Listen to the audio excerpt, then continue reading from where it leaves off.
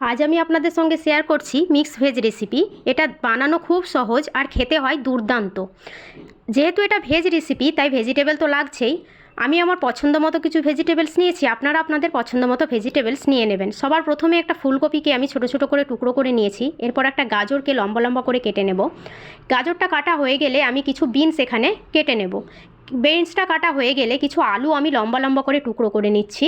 সমস্ত সবজি আমার কাটা হয়ে গেছে। এবার এগুলোকে ভালোভাবে পরিষ্কার করে ধুয়ে আমি ভাজতে চলে যাব। সমস্ত সবজি কিন্তু লাল লাল করে ভেজে নিতে হবে।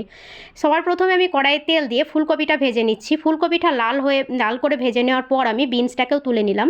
দেখুন আমার সমস্ত সবজি ভাজা হয়ে গেছে। এবার ওই কড়াইয়ের মধ্যেই আরও কিছুটা তেল অ্যাড করে দিয়ে ওর মধ্যে আমি গোটা গরম মশলা, তেজপাতা আর গোটা জিরে ফোড়ন দেব। ফোড়ন থেকে মিষ্টি গন্ধ বেরোলে ওর মধ্যে আমি কুচনো পেঁয়াজ আর কাঁচা লঙ্কাটা দিয়ে দেব। তারপর ভালোভাবে নাড়াচাড়া করে এর মধ্যে আদা রসুনের পেস্টটা দিয়ে দিলাম। তারপর নাড়াচাড়া করে আমি হলুদ, লঙ্কা, ধনে জিরে অ্যাড করে দিয়ে ভাজা যে সবজিগুলো আছে সেই সবজিগুলো আমি ওর মধ্যে মিক্স করলাম। ভালোভাবে মশলার সঙ্গে কষিয়ে নিয়ে নাড়াচাড়া করে আমি এটাকে ঢেকে দেবো। রান্নাটা কিন্তু ঢেকে কষিয়ে কষিয়ে করতে হবে। এর মধ্যে কিন্তু মোটেও জল অ্যাড করা যাবে না। স্বাদ মতো নুন অ্যাড করে দিয়ে আমি ঢাকনা দিয়ে দিলাম। ঢাকনাটা খুলে আমি আবার কিছুটা নেড়ে দেব। নাড়ানোর পর আমি ধনেপাতা অ্যাড করলাম। দেখুন আমাদের ভীষণ স্বাদের ভেজিটেবল রেসিপি কিন্তু একদম রেডি খাওয়ার জন্য।